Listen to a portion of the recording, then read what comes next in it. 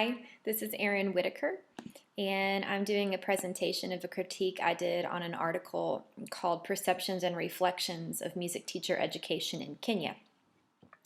So, with an article like this, that it takes a lot of background knowledge kind of on the education system in Kenya and what music education is like there. And basically, the background info that the article provided is that their idea of a specific music educator is a lot less developed than what it is here in the United States, and that teachers who teach other subjects are also expected to teach music. They don't have very many music specialists right now in the country.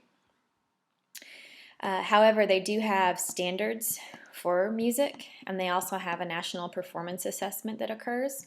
So the author decided to do a survey on teachers who had taken ensembles to the national performance assessment, and also those provinces in the country that showed the highest music participation.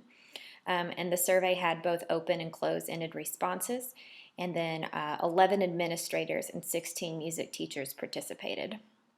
And the study was basically designed to analyze the state of music education in the country and provide information for the improvement of the system, with the overarching question being whether or not music teachers are perceived to be competent enough to sustain the growth of music in the school.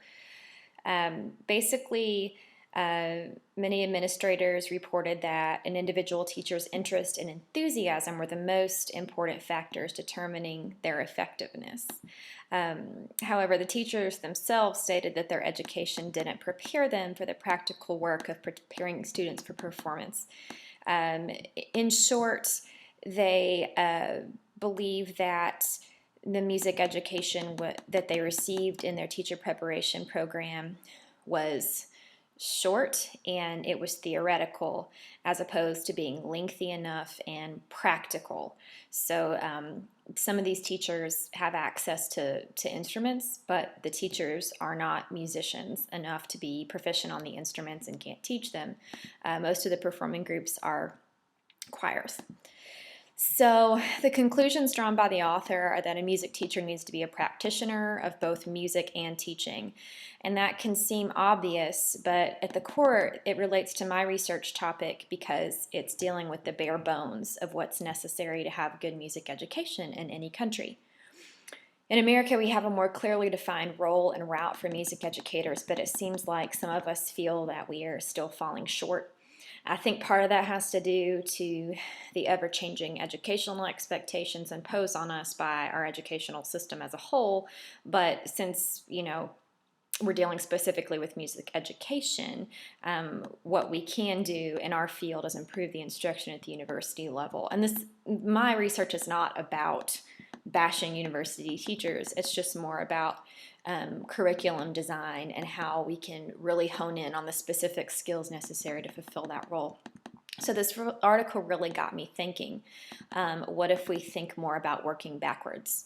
So first and second year undergraduate students could, have an end goal in mind. What kind of teacher are you going to be? What do you want your classroom to look like? And a lot of time that's based on our high school experience. But if we start by working backwards, by thinking the end goals, the management, the planning, the organizational skills, the kind of musicianship that we want to have, our conducting skills, think about that, and then maybe require us as undergraduates to take charge of how we grow toward the end goals that we have in mind. And so it wouldn't require a radical change in how teacher education programs are structured, but it would require individual undergrad students to take responsibility for educational goals, which also in itself is really necessary for teaching, because if you're running your own music program, you have to almost have an end goal in mind and then find out how to build the steps to get there. And I think that's an important skill. I was surprised when reading and reviewing this article that that's where my thoughts went, but I really appreciated studying music teacher education in another culture, because I feel like it shed light on how things are in our own culture, and also a culture like Kenya's, where they're just starting to offer free primary school to every student, because before some people weren't permitted to go to school. They didn't have the money.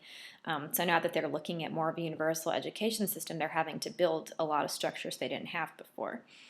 So, I think it's a good way to get perspective on the way we do things. And again, back to just the bare bones, music teachers have to be musicians and teachers, and we have to find the best way to merge those two skills within a person to create the most effective musician teacher that we can. And that needs to be happening in Kenya and being refined here in the States.